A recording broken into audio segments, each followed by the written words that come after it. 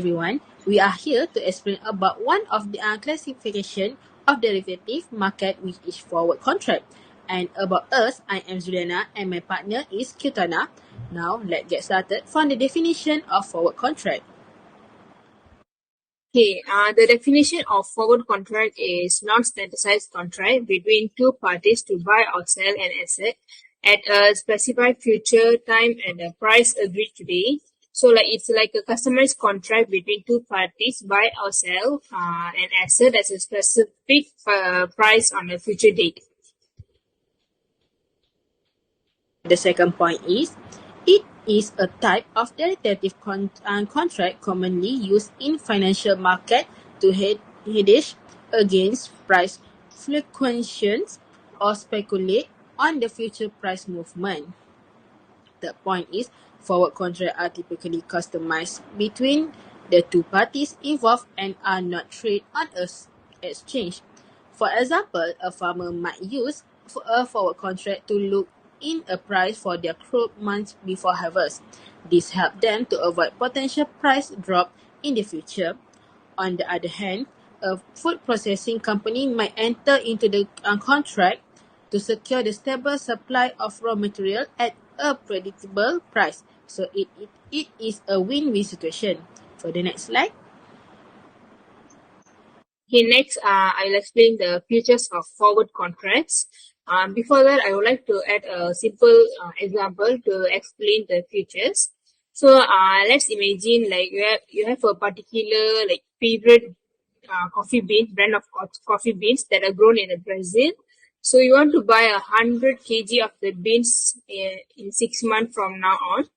So we'll use this example to explain the features of the forward contracts.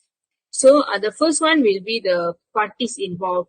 So a forward contract involves two parties, a buyer long position and a seller short position. So from the situation like example we like I explained before, so I will be the buyer and the coffee bean seller will be the supplier. So the second one is underlying asset. The contract specifies the type and quantity of underlying assets such as commodities, currencies, stocks, or bonds. So as we can see from the example, the coffee beans is the underlying assets. The third one is price and quantity. The contract states a fixed price at which the assets will be bought or sold, known as the forward price, and the quantity of the assets to be exchanged. So we both agreed that the price will be $5 for the kg. So you will buy 100 kg of beans for $500 in total. Okay, for the fourth point is maturity date. The contract specifies the date at which the transaction will occur, called the maturity or delivery date. For the example, you will make this transaction 6 months from now, and the last point is settlement. Settlement typically occur on the maturity date, where the buyers pay the agreed upon price to the seller and the seller deliver the asset. For the example is, on the agreed date, you will pay the supplier $500 and they deliver the 100 kg of coffee bean to you. For the next slide. Next, the advantages of the forward contract. The first one is customizability. Forward contracts can be tailored to be specific needs of the parties involved, allowing for flexibility in terms of asset types, quantities, and also delivery dates. So I would like to use another example to explain these advantages also. So imagine you're planning a big birthday party in 3 months, so you're worried that the price of the balloon might go up. So you make a deal with the balloon seller to buy 100 balloons for a set price in 3 months. So that is a forward contract. It is customizable because you choose the balloons, quantity, and also the date. So the second one is price certainty. By fixing the price in advance, forward contracts provide protection against the adverse price movement, reducing the price risk.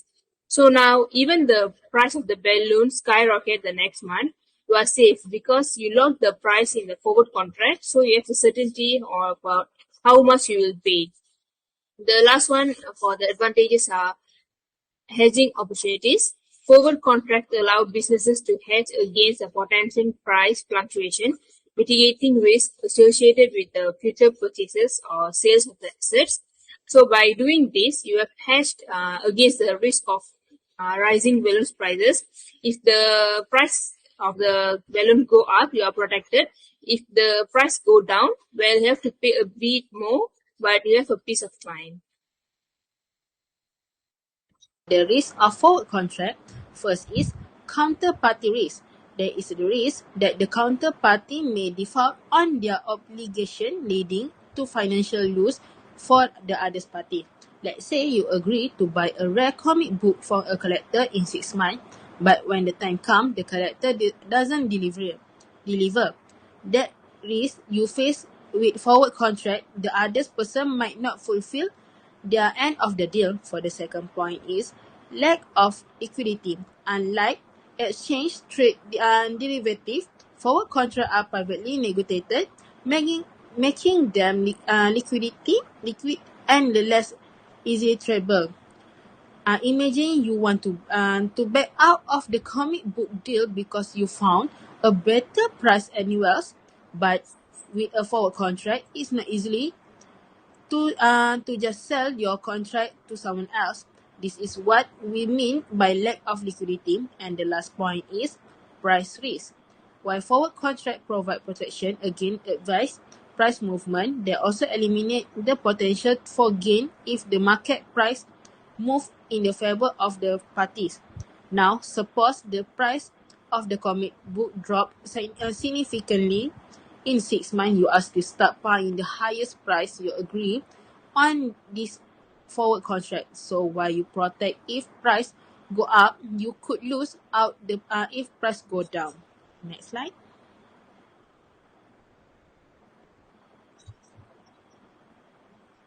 Okay, that's all from us. Hope you all understand what we explained. And thank you very much. Bye. You